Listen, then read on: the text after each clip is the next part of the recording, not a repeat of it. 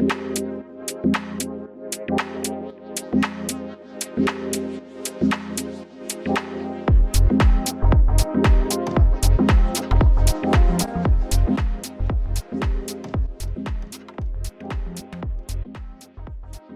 bah, écoute, bonjour Fouzi, je suis très Bonjour. heureux de te voir avec moi aujourd'hui.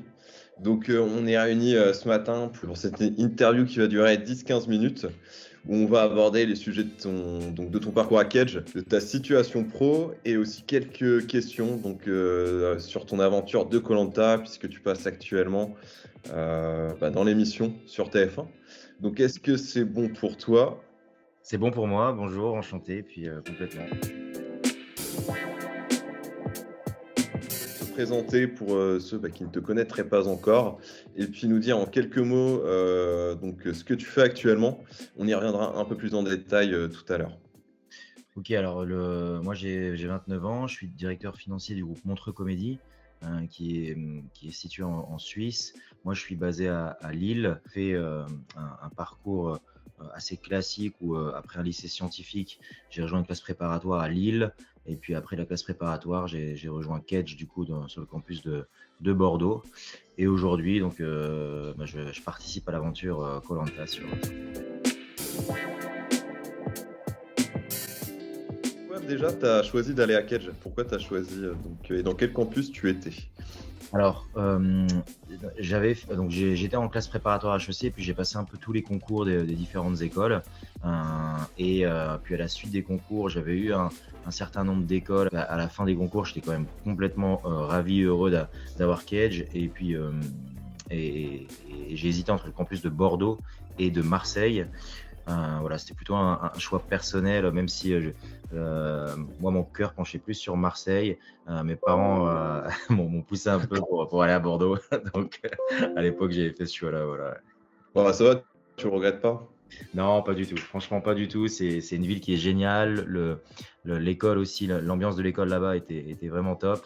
Moi, j'ai pu profiter de pas mal de choses au niveau des assos, du bureau des sports. Enfin, je vous en parlerai un peu plus après, mais j'ai vraiment bien profité de l'école.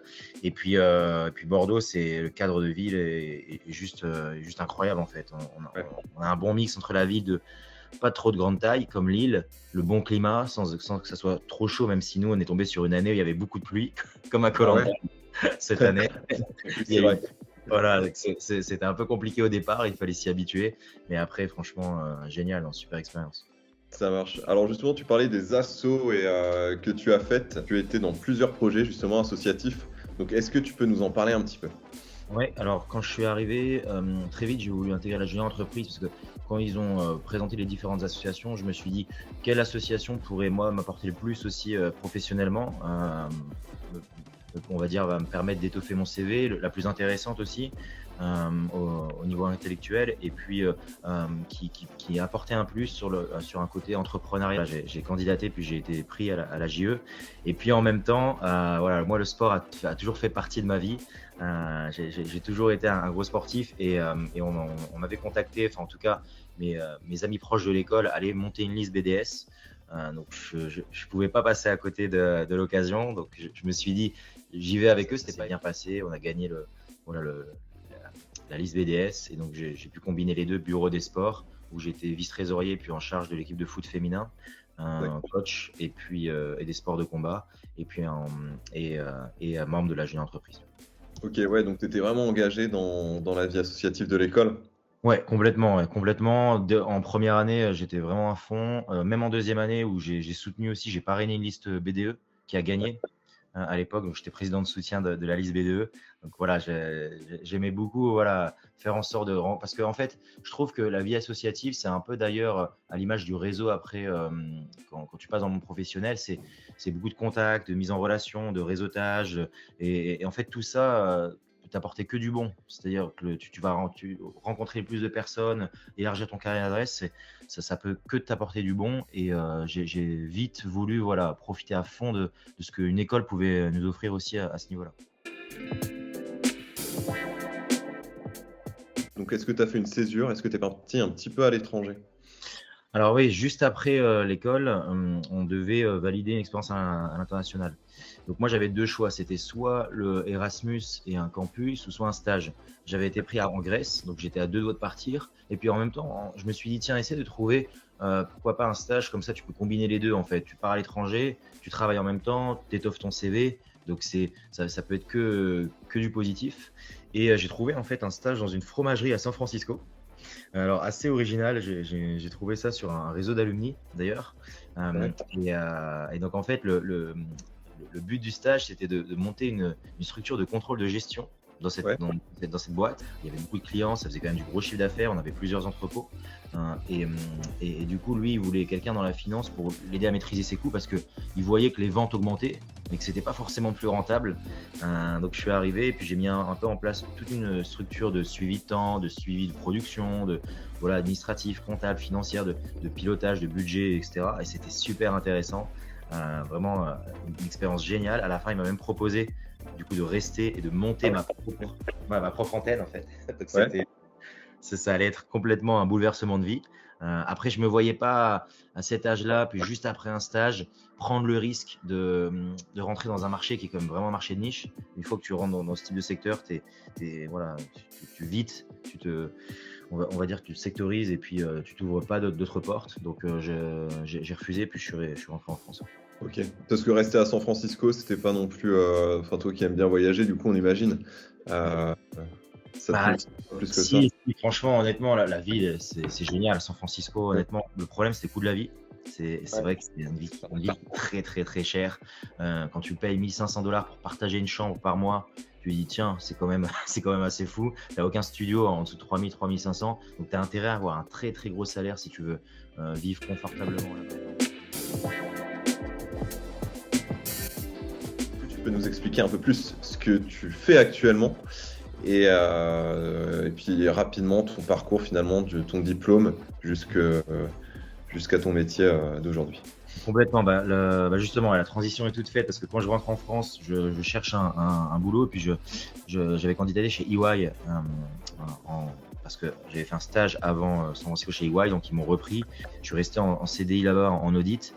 Expérience géniale aussi, très formatrice, où on nous apprend vraiment des bons outils et une bonne méthode.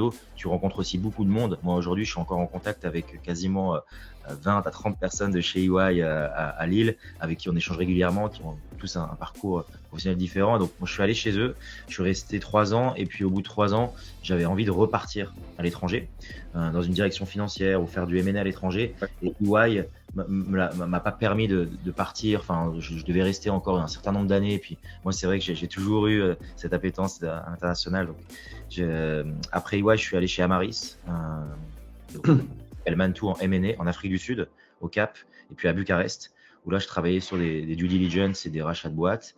Et puis après cette expérience, j'ai rejoint le Montreux Comédie, du coup, chez qui j'étais missionné et qui m'a contacté. Et du coup, pourquoi tu as choisi ce secteur d'activité? Tu avais déjà en tête de travailler dans le monde financier en arrivant à Cage? Alors, directement, moi, la finance m'a plu parce que je trouvais que c'était le moyen d'être au centre de l'entreprise, Ouais. de pouvoir aussi travailler de n'importe où.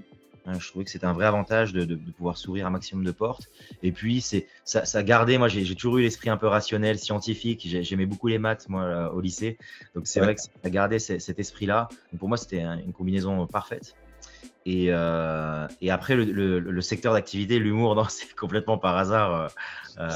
C'est clair que quand ils m'ont contacté, ça m'a pas déplu parce que je me suis dit travailler en plus dans un secteur voilà, qui vous passionne, mais où vous regardez aussi parfois des sketchs, Ouais. et Montreux. Donc, c'est vrai que c'est intéressant de travailler avec des artistes, des humoristes, c'est des collaborateurs qui sont aussi peut-être un peu plus ouverts, un peu plus, on va dire, décontractés dans leur manière d'aborder le travail au quotidien. C'est extrêmement épanouissant.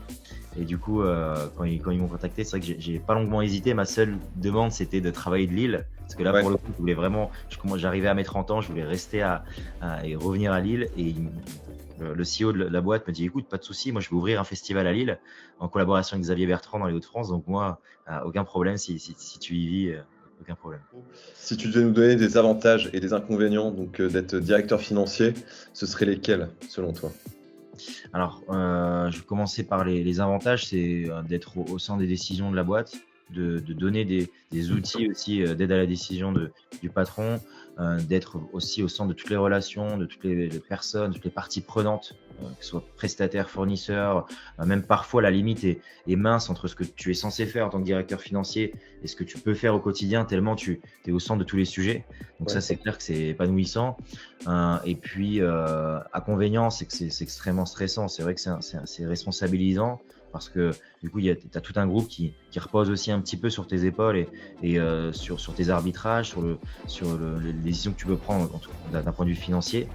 Et donc ça, c'est clair que le stress, ça fait partie des inconvénients. Et moi, j'aime beaucoup justement travailler dans ce contexte-là. Moi, je suis quelqu'un qui a besoin d'être poussé et qui aime le challenge. Donc ça me correspond assez bien.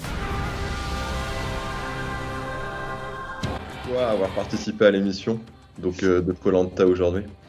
Alors moi, c'est une émission que je regarde depuis que je suis tout petit. C'est vraiment depuis que j'ai 10 ans, je regarde en fait je regardais beaucoup avec ma mère et on regardait l'émission tous les deux. Et puis on regardait les épreuves, voilà. Puis je m'amusais à refaire les épreuves en vacances. Puis je lui disais qu'un jour j'irais et que je gagnerais des épreuves et voilà qu'elle serait fière, que ma famille aussi, mon père, mon frère. Voilà, moi j'y suis allé vraiment dans cet état d'esprit-là. En plus, je suis quelqu'un qui aime beaucoup la nature, les randonnées, voilà, les treks, etc. Donc aller sur une île déserte et devoir se débrouiller tout seul, c'est aussi assez extraordinaire. Et du coup, voilà, moi, c'était ma façon de rendre fier mes proches et ma famille, puis de réaliser aussi un rêve perso qui est assez fou. Ouais, et donc est-ce que ton expérience et un peu les acquis que tu as vécu au sein de l'école, est-ce que ça t'a servi à l'aventure? Est-ce que tu as pu faire des liens parfois? Est-ce que même si on imagine que c'est pas la première chose à laquelle tu penses quand tu es là-bas, quoi, mais Non, mais en fait, honnêtement, implicitement, si, ça t'aide énormément parce que c'est vrai qu'on nous apprend, et en école, on apprend, je trouve, des compétences en management et en gestion des relations humaines qui sont assez fortes. Moi, je me souviens que les premiers cours que j'avais de GRH ou de management, je me disais, mais qu'est-ce que je fais ici? Honnêtement, je suis complètement transparent là dans l'interview, je te dis, les premières heures, je me disais, mais qu'est-ce que je fous là, quoi? Franchement, c'est trop théorique, ça sert à rien. C'est un peu comme la première fois que tu vas chez une psychologue où tu dis, ça sert à rien. Mais au final, plus tu prends de temps, plus tu prends du recul et plus tu vois comment en fait implicitement tu utilises de la théorie en pratique dans la vie de tous les jours, c'est là où tu dis ah oui, c'était plus qu'utile et ça m'a beaucoup aidé sur l'île. Le fait c'est tout bête, mais moi quand je suis arrivé dans une équipe, on nous apprend en management de s'adapter un peu au comportement de chacun, d'analyser, de se dire ok, où est-ce que ma place sera plus efficiente. Et directement, moi je me suis dit, ça sert à rien de se mettre trop en avant, d'essayer d'être leader et de vouloir prendre trop de place parce que les gens vont vouloir t'éliminer, les gens vont vouloir faire en sorte que tu partes rapidement. Et donc ça, c'est des choses que moi je peux apprendre, que j'ai pu apprendre à Kedge, alors que quelqu'un qui vient, qui est un peu brut de décoffrage et qui, on va dire, qui a pas eu peut-être qui a pas cette partie-là d'analyse et de recul, il se dit tiens, je fonce dans le tas, j'y vais aussi pour marquer les esprits, mais c'est pas la bonne stratégie sur une aventure comme Koh-Lanta. Ok, ça marche. Ouais, donc vraiment toute la partie stratégique, finalement, dans l'émission, tu as retrouvé quelques acquis de cours. Enfin, donc, comme tu as dit. Ouais. Même pour convaincre quelqu'un, ça me fait penser plusieurs fois à la persuasion, quand tu dois aller voir quelqu'un pour convaincre, ok, rejoins-moi pour voter pour un tel et autres. Le fait moi je me souviens on nous faisait souvent en cours, écoute plus que tu ne parles. Et c'est comme ça que tu vas réussir à convaincre ton interlocuteur. Et donc, du coup, j'étais aussi beaucoup dans cette approche-là où j'écoutais, et puis après, à la fin, je savais où je pouvais emmener la personne et puis j'arrivais à la persuader. Donc, pardon. Donc, c'est vrai que c'était assez intéressant, je trouve, cette phase de jeu et cet apprentissage à Kedge. Ça marche. Et du coup, qu'est-ce qui a été le plus difficile pour toi, tu dirais, pendant l'aventure Koh-Lanta? Moi, je vais pas être original, mais c'est clairement la fin, c'est horrible. Honnêtement, c'est juste terrible ce sentiment en fait où en 20 jours, tu manges l'équivalent de 10 grammes de riz par jour. Donc, tu ne peux pas en 20 jours. Ton ventre gargouille tous les soirs. Ouais, franchement, surtout pour les sportifs. Sur les épreuves, en plus, tu as envie de garder de l'énergie. Donc, quand tu vois que tu en as de moins en moins, c'est aussi frustrant. Puis, psychologiquement, ça peut t'éreinter. Donc, ça, c'est clairement la fin. Le froid aussi, la nuit, j'ai pas de très bons souvenirs. Où, en fait, tu sais, dans le sac, on peut prendre que que 2 t-shirts, 2 shorts. Donc, on n'a pas le droit d'avoir un gros polaire, etc. Donc, ça fait que le soir, il fait très, très froid. Tu dois te coller aux différentes personnes. Donc, quand tu dors collé en cuillère avec des personnes que tu connais à peine depuis quelques heures, c'est aussi toute une aventure, quoi. Et au niveau des épreuves du jeu, donc tu nous en parlais un petit peu, tu reproduisais quand tu étais petit. Du coup, lesquelles t'ont le plus motivé? Alors, moi, j'aimais beaucoup le parcours du combattant et le tir à l'arc. Moi, c'est 2 épreuves aussi que j'avais vraiment envie de faire parce que ce parcours du combattant, c'est vraiment l'épreuve cardio, physique, sportive. C'est vraiment mon profil en fait. Je suis quelqu'un voilà, qui fait du crossfit, qui est assez physique, cardio, endurant, vitesse. Ouais. Et puis les épreuves d'adresse, j'aime beaucoup aussi. Le tir à l'arc, j'en avais fait pas mal quand j'étais plus jeune. Donc ça, c'est vraiment des épreuves que j'attendais. Les épreuves en équipe aussi, moi, je préfère les épreuves en équipe parce qu'en général, elles sont un peu plus. C'est des parcours, c'est physique, c'est cardio. Tu entraînes quelqu'un avec toi. Moi, je suis un peu plus dans l'esprit, dans l'état d'esprit collectif. Alors qu'en individuel, tu passes très vite sur des épreuves statiques et de concentration. Et donc, si aujourd'hui tu devais donner un conseil justement à un étudiant de Cage qui voulait participer à l'émission, ce serait lequel pour s'inscrire ou des façons d'être pendant l'aventure? Alors, je pense qu'au niveau du casting, tu as déjà une grosse part de chance parce que tu as 25 000 personnes qui envoient la lettre. Ils en appellent que 1000. Donc déjà, le fait d'être dans les 1000, tu as énormément de chance. Écris au moins ta lettre à la main, essaie de sortir quelque chose de ta personnalité qui va vraiment attirer l'œil à la personne qui appelle. Et ensuite, une fois que tu fais partie des 1000, il faut vraiment réussir, je pense, à tirer un ou deux traits de ta personnalité, un trait qui peut être original, qui peut attirer les casteurs et donner énormément d'énergie, leur donner beaucoup. Moi, je dis souvent dans le casting, c'est comme un date. C'est vraiment, en fait, tu arrives, c'est comme un entretien aussi d'embauche et tu dois séduire quelqu'un. Donc, essaye pas de te dire, ouais, il faut que je sois dans tel profil. Pardon ?